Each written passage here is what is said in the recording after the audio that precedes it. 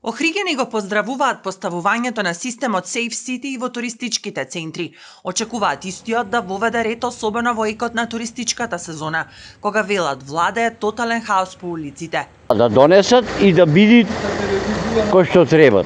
Од овдека ни чест, ни поштовање, ни пропис, ни ништо немат. Супер е, баш е супер, убаво е. За туристичките центри? За сегде треба.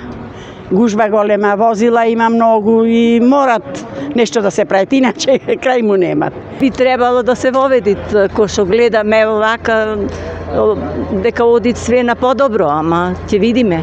Се менвити времево. Некога досега беше со врски, вака така. И хотелиерите даваат зелено светло за безбеден град, со тоа што потенцираат дека сепак во иднина истиот мора да претрпи измени кои ќе донесат поголема толеранција, особено за туристите.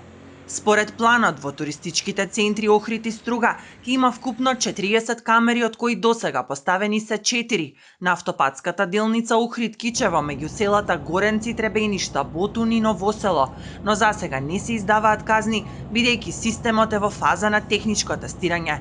Официјално ќе проработи пред стартот на сезоната. Покриено ќе биде целото подрачје и нагласувам дека функционирањето посебно за време на летната туристичка сезона ќе биде и тоа како голем бенефит во делот на подигнувањето на сообраќајната безбедност и елиминирање на сите можности за случување на сообраќајни незгоди.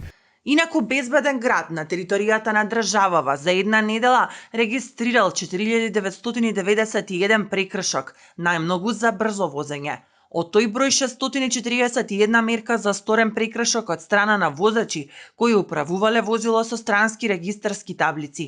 Од вкупниот број на регистрирани прекршоци, најголемиот број се за управување на возило со брзина поголема од дозволената 4674, потоа за минување на затворен сигнал црвено светло 163, а за управување со возило со измината важност на сообраќајната дозвола констатирани се 154 прекршоци, информираат од МВР и додаваат дека изречени се вкупно 288 мерки забрана за управување со возило, од кои 163 за минување на црвено светло, а 125 за брзо возење.